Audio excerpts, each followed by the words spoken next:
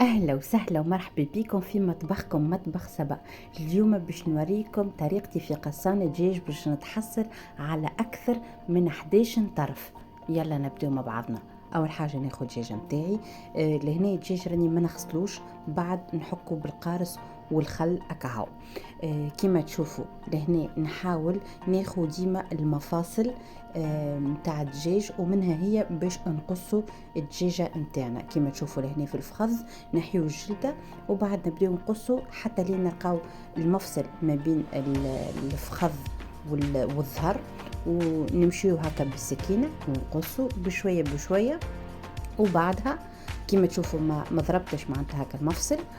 لهنا توا الثانية متاع الركبة متاع الدجاج زادا كيف من غاديك هكا نقصوا بالسكينة بشوية بشوية، وهذه زوز طروف ديجا تحصلنا عليهم. لهنا الجلدة تحبوا تنحيوها تحبوا تخليوها كيف ما تحبوا نتوما.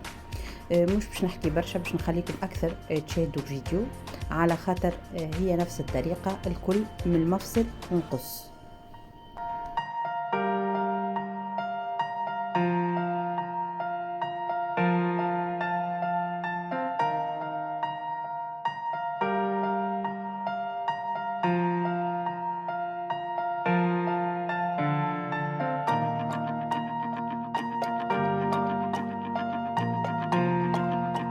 لهنا ديجا هم تشوفوا حصلنا على ما شاء الله 4 طروف.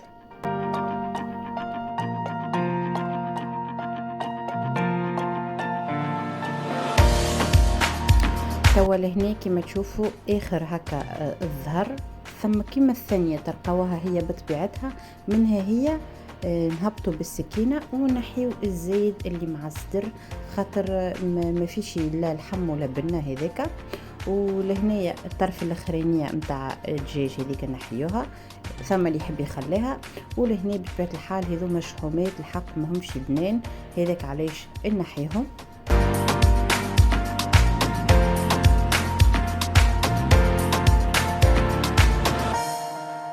توا لهنا في المفصل متاع الجناح هكا من الاخر بكل ثم العظمه، من هذيك هي نقصوا.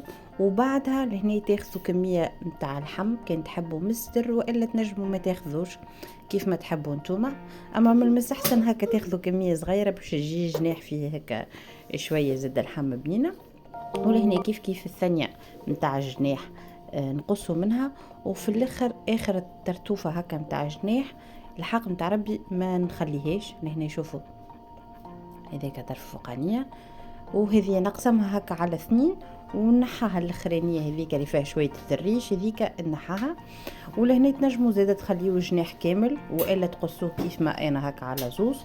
وديجا شوفوا ما شاء الله معناتها هذوكم 6 طروف، وتوا في الجناح هذايا نوليو 8 طروف. ولهنا الجناح راهو يتعمل مشوي، يجي بنة على بنة، الحق حاجة روعة روعة روعة. أبار إنه هو يطيب زادا نجمو نعملوه مشوي جناح. تاخدوا أكثر هكا من طرف تلموهم من تاع الجوانح وتعملوهم مشوي، يجيو بنان بنان بنان.